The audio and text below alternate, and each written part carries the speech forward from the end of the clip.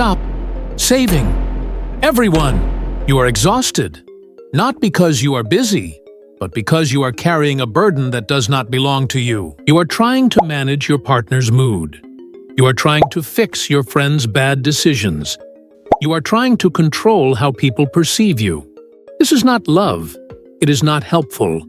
It is an addiction to control. Enter the let them theory, a mental model that suggests the only way to find peace is to embrace aggressive detachment. The theory is simple. If your friends go to dinner without inviting you, let them. If your partner doesn't want to change their toxic habits, let them. If your coworker wants to misunderstand your intentions, let them. Most people panic here. They think let them means being a doormat. It is the exact opposite. Psychologically, we control others because we are anxious. We think if we can control their actions, we will feel safe. But this creates a paradox. The tighter you hold the leash, the more the other person pulls away. You become the villain in their story, and the victim in yours. You are stuck in a loop of resentment. So how do you actually do this? You need to follow the 3 laws of detachment. Law number 1. Drop the rope.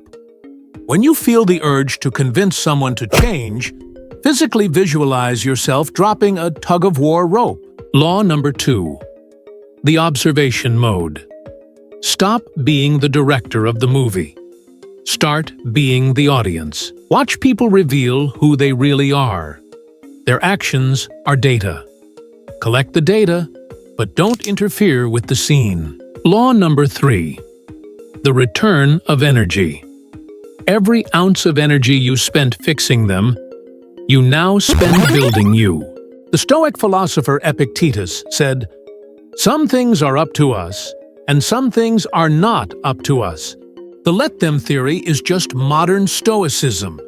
It is the realization that you cannot control the wind, but you can adjust your sails.